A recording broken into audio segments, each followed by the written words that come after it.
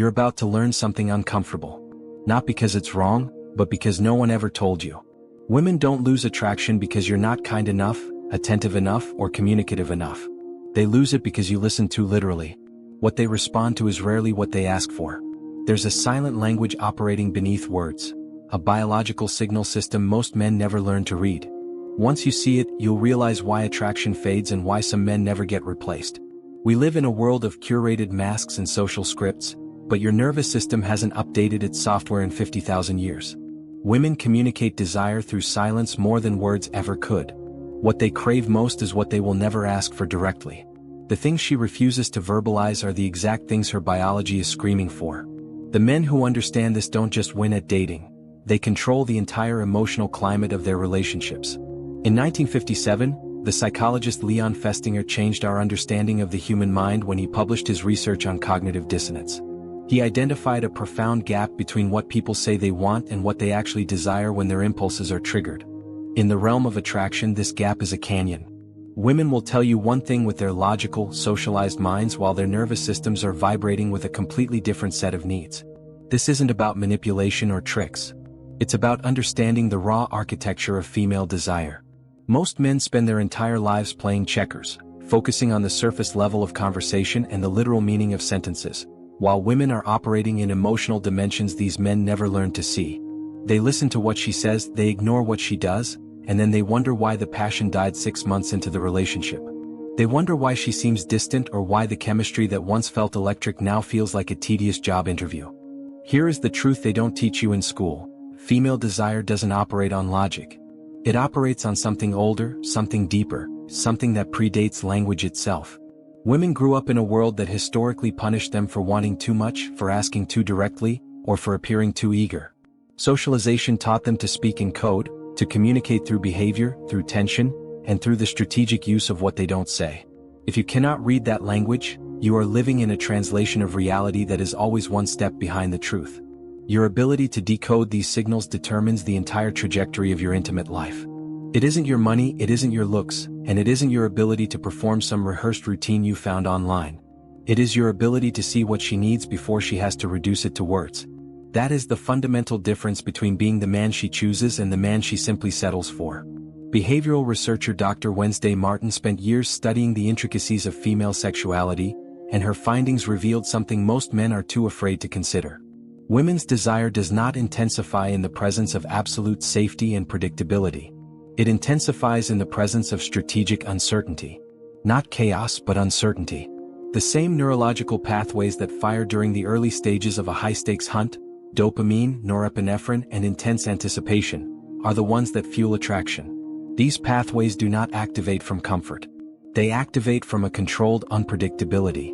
They respond to a man who knows when to lead and when to pull back, a man who knows when to give her exactly what she wants and exactly when to make her wait for it.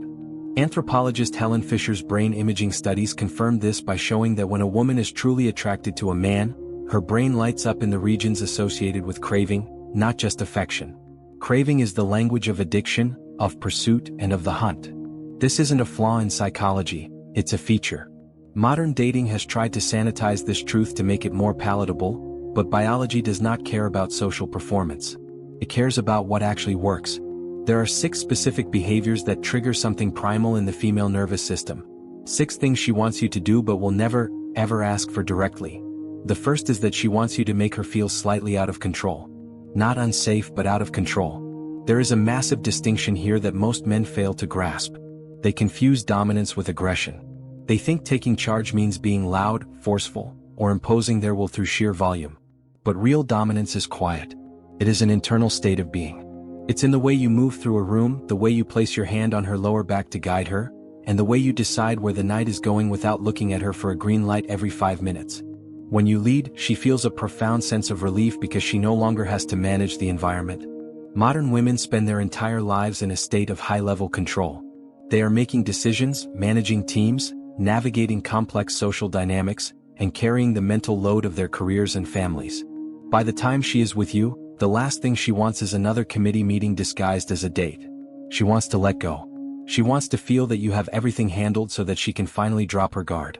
Research on female desire consistently finds that women are most aroused when they feel like the object of pursuit, when the man's intent is so clear and focused that it overrides her own carefully managed self-image.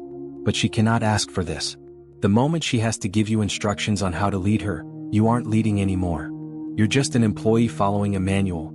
She wants you to read the room. She wants you to sense when she is testing your boundaries, and she wants you to hold your ground when she pushes back. She isn't fighting you, she's checking to see if the walls of the house you've built are sturdy enough to protect her. When you pass that test, she won't thank you with words. She'll thank you with the way she looks at you when she thinks you aren't paying attention. The second behavior she craves is for you to stop asking for permission. This is perhaps the single greatest killer of attraction in the modern world. The constant negotiation, the endless checking in, the "is this okay?" and "do you want to?" questions. Every time you ask for permission for a move that should be natural, you weaken the tension. You turn a moment of potential desire into a clinical transaction. Women do not want a man who treats intimacy like a legal contract. They want a man who can read her body language and move with a calibrated confidence. There is a famous study by psychologist Terry Conley regarding the prevalence of specific fantasies. The data showed a staggering percentage of women fantasize about scenarios where they are not the ones making the decisions. This isn't about a lack of agency, it's about the intoxicating power of being desired so intensely that the man takes the lead. It removes the burden of choice and the fear of being judged for her own desires. Consent is the foundation, but consent is built through trust and attunement, not a verbal checklist that interrupts the flow of the moment. It requires you to be present. It requires you to notice the subtle shift in her breathing or the way she leans into your space. When you stop asking for permission and start acting with a sense of entitlement to your own masculinity, the dynamic shifts instantly. She stops feeling like your mentor or your mother, and she starts feeling like your woman. If you find yourself constantly looking back at her for approval, you have already lost the lead.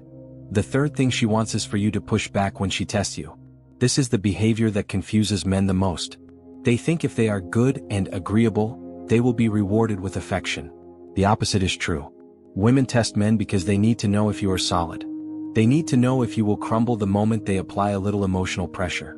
When she says something sharp or creates a bit of distance, and you immediately apologize or start chasing her for reassurance, you are failing the test.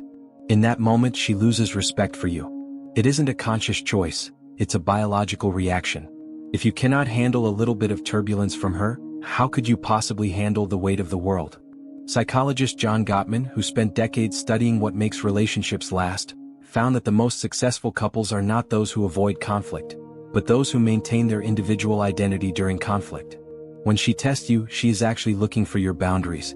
She is looking for the point where you say, no. She wants to know that you are unshakable. When you stay calm, when you refuse to get defensive, and when you refuse to move from your position just to keep her happy, you are providing her with the greatest gift a man can give, the knowledge that he is a rock.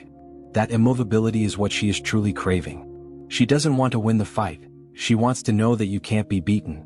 The fourth behavior is the maintenance of mystery. The death of desire is total transparency. In our modern culture of oversharing, we are told that intimacy means telling each other every thought, every fear, and every childhood trauma within the first 3 weeks. This is a lie. Intimacy and desire are not the same thing. In fact, they are often at odds. Desire requires space. It requires the unknown. Psychologist Esther Perel often says that fire needs air.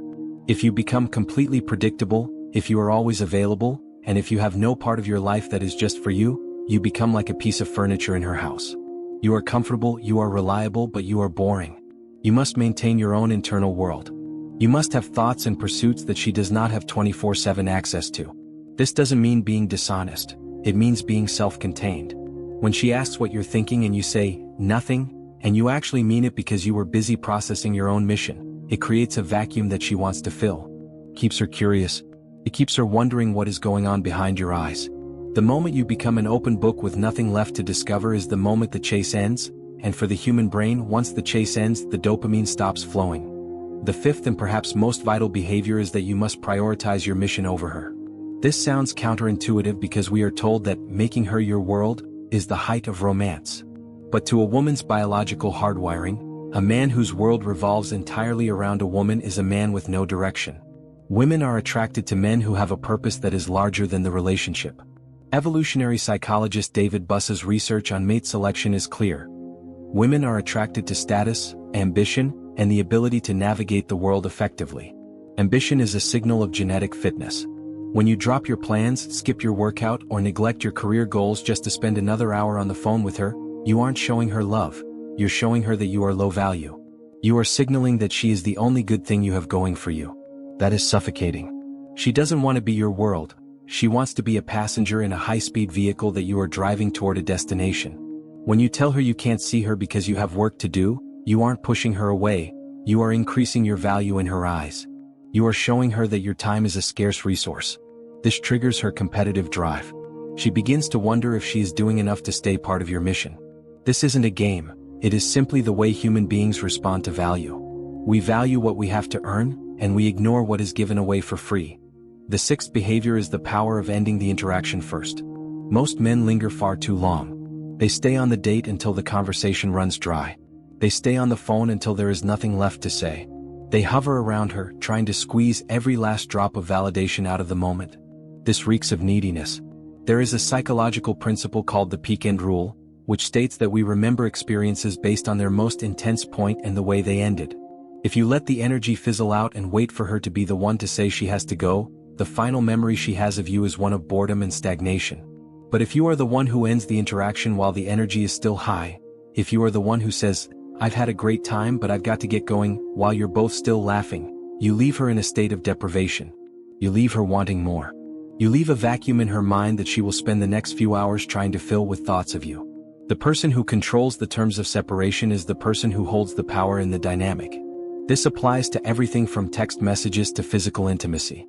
Be the man who has somewhere to be. Be the man who is moving forward. The final truth that no one will tell you is that a woman doesn't want to have to explain any of this to you. She wants you to already know. If she has to sit you down and tell you to be more dominant or tell you to stop asking for permission, the magic is already dead. You can't negotiate attraction. You can't use logic to convince someone to feel passion for you.